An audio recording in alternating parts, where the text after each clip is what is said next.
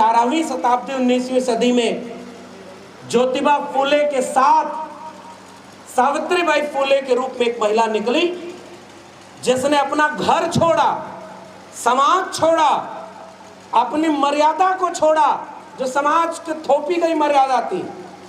लेकिन उसके ऊपर पत्थर बरसाए गए, गोबर फेंके गए, लेकिन उसने कहा कि तुम मेरे ऊपर कीचड़, पत्थर और गोबर फेंकते चले गए और मैं तुम्हारे बेटे बेटियों को पढ़ाती चली गई, आने वाली पीढ़ियां मेरा हिसाब करेंगी। और आज सावित्रीबाई फूले इस देश की महिलाओं की एक आइकॉन बन करके उभरी।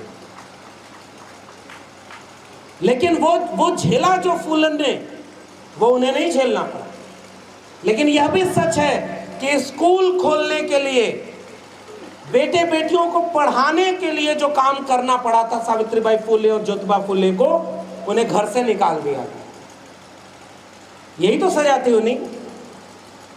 ज्योतिबा फूले अगर कोशिश करते कि पुणे के भीड़ावली गांव में राम मंदिर बनवाना है तो हो सकता है चंदा भी मिल जाता।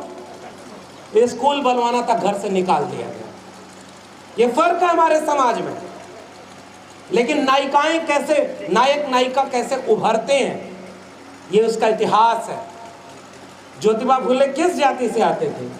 माली जाति के थे। और माली आजकल किस कम्युनिटी में आते हैं? अदर बैकवर्ड कास्ट, ओबीसी में आते हैं।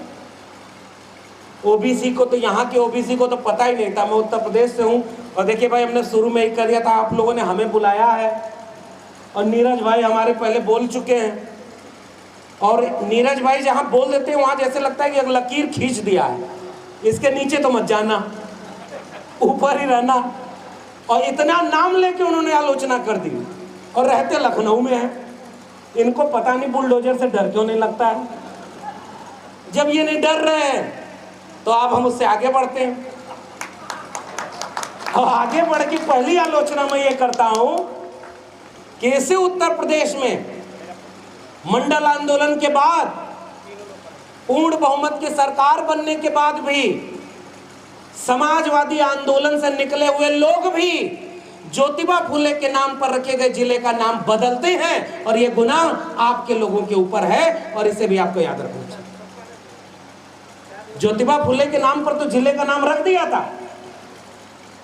आज अभी किसी संघी की हिम्मत नहीं होगी कि डॉक्टर अंबेडकर, लोहिया या फूले के नाम पर कोई इमारत, कोई भी संस्थान रख दिया जाए, उसका नाम बदल के वो दिखा दें।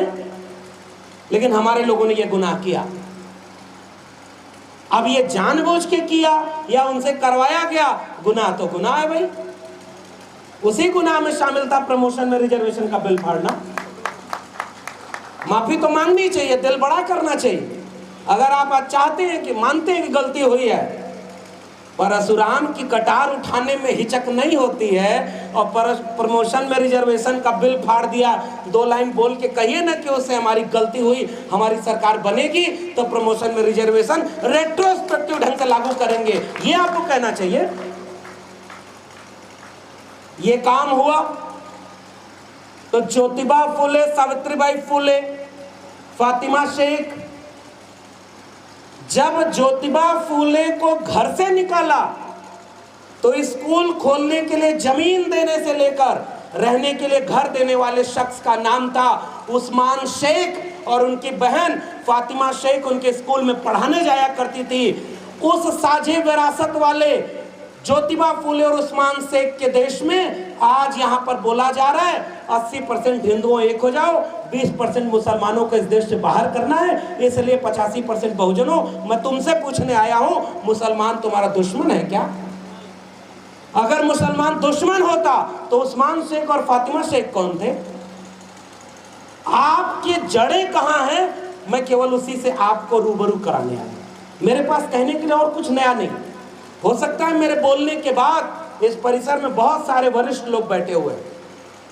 मैं तो कई बार जाके संकोच में आता हूं नीरज भाई कि जितनी हमारी उम्र नहीं, उससे ज्यादा तो लोग संघर्षों में अपना जीवन खपा दिए होते, वो हमारे सामने बैठे होते। हम आपसे ऊर्जा लेते हैं साहब, और हम तो फिर भी दिल्ली में बैठे हैं। दिल्ली विश्वविद्यालय में प्रोफेसर थे, गाय भैंस चराते थे वहीं आजमगढ़ में। और कुछ नहीं पता था कि एक दिन वहां पहुंचेंगे इलाहाबाद यूनिवर्सिटी। अच्छा, जब ये बोलता हूं तो कुछ लोग कहते हैं अपना प्रचार खुद ही करता है कि इलाहाबाद यूनिवर्सिटी का टॉपर है। अरे हम ये प्रचार नहीं कर रहे, हम ये बताना चाहते हैं कि यूनिवर्सिटी टॉप करने के बाद हमारे ही प्रोफेसर ने कहा कि अहीरों के बच्चे गाय भैंस चराना छोड़ करके अगर यूनिवर्सिटी टॉप करने लगे तो हमारे घरों के बच्चे कहाँ जाएंगे।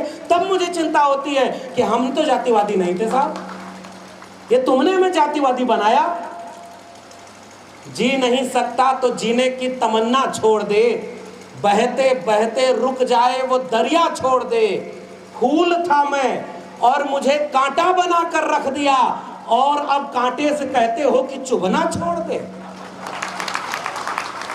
हम तो नहीं मानते थे जाति, तुमने हमें एहसास कराया कि हम अहीर के बच्चे हैं, हम गाय भैंस चराएं तभी अच्छे लगते हैं, हम यूनिवर्सिटी में प्रोफेसर बन जाएं तो तुम्हारी आंखों को चुभते हैं।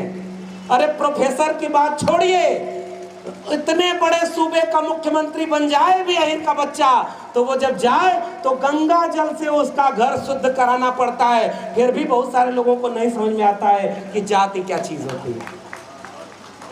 आपके अपने प्रदेश की बात है भाई, गंगा जल से धुलवाया था ना। ये जाति का मयार है।